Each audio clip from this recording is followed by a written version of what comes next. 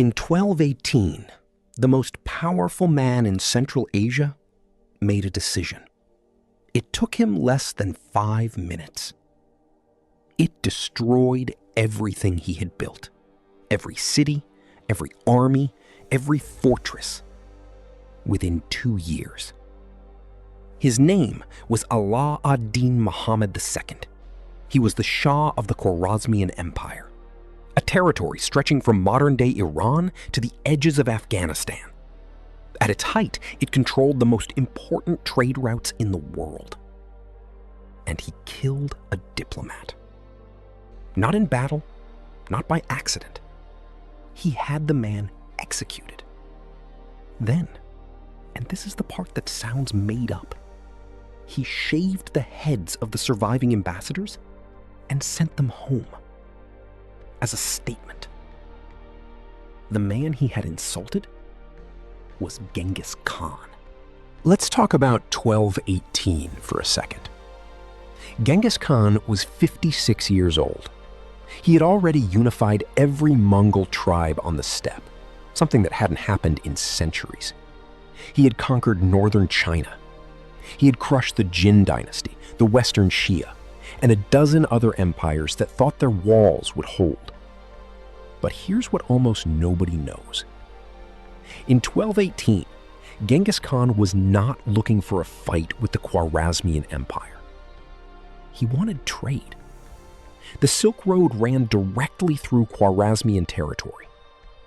Khan sent a caravan of 450 merchants, Muslims, not Mongols, with a letter that was essentially a peace offering. He called the Shah his most cherished neighbor. He said, essentially, let's do business. The caravan arrived at the border city of Otrar. The governor, a man named Inalchuk, looked at the 450 merchants, the hundreds of camels loaded with gold, silk, and silver, and made a decision. He accused them of being spies. He had all of them arrested, then executed. Every single one. He sent word to the Shah. The Shah, either believing the spy story or simply seeing an opportunity, approved the killings and kept the goods. Now, Genghis Khan received this news, and he didn't immediately invade. This is the part that completely rewrites the history you probably think you know about him. He sent 3 ambassadors, 3 men, not an army, to the Shah. His message was measured, almost diplomatic. He wanted answers. He wanted the governor held accountable. The Shah responded by executing the chief ambassador. Then he shaved the heads of the other 2 and sent them back. In the medieval world, shaving a man's head was one of the greatest possible humiliations. It wasn't just an insult. It was a message. I do not consider you a threat. You are nothing. Khan received his shaved ambassadors. The historical sources say he went up alone to a hilltop and prayed for 3 days. Then he came back down and told his generals, "We are going to war." What followed was one of the most asymmetric military campaigns in human history. The Khwarezmian Empire had an army of roughly 400,000 men. It had walled cities with stone fortifications that had withstood sieges for centuries. It had the geographical advantage of mountains, rivers, and deserts on multiple fronts. Genghis Khan arrived with somewhere between 150 and 200,000 soldiers. And he didn't attack from one direction. He split his forces into 3 separate armies, attacking simultaneously across a front so wide that the Shah couldn't respond to all of them at once. While one army pinned the Shah's forces in the north, a second appeared, seemingly from nowhere inside the empire's western interior, having crossed a desert that everyone said was impassable. The Shah panicked. He had made the strategic mistake of distributing his army across garrison points rather than massing them. Each garrison fell in isolation. Otrar fell first. The governor Inalchuk, the man who had ordered the original caravan killed, was captured alive.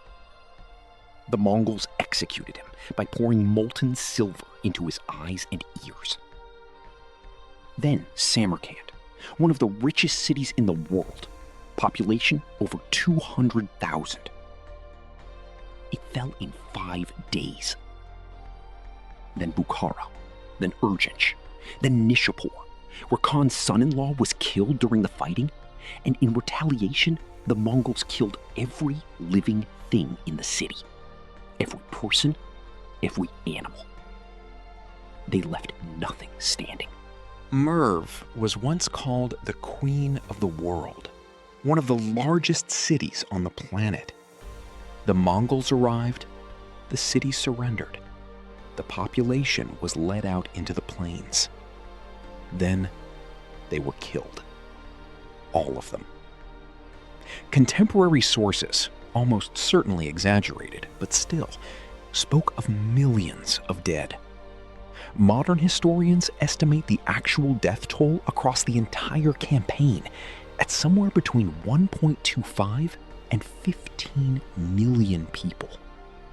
A region that had been one of the most densely populated on Earth was, in certain areas, essentially emptied. And the Shah, the man who had started all of this, he ran.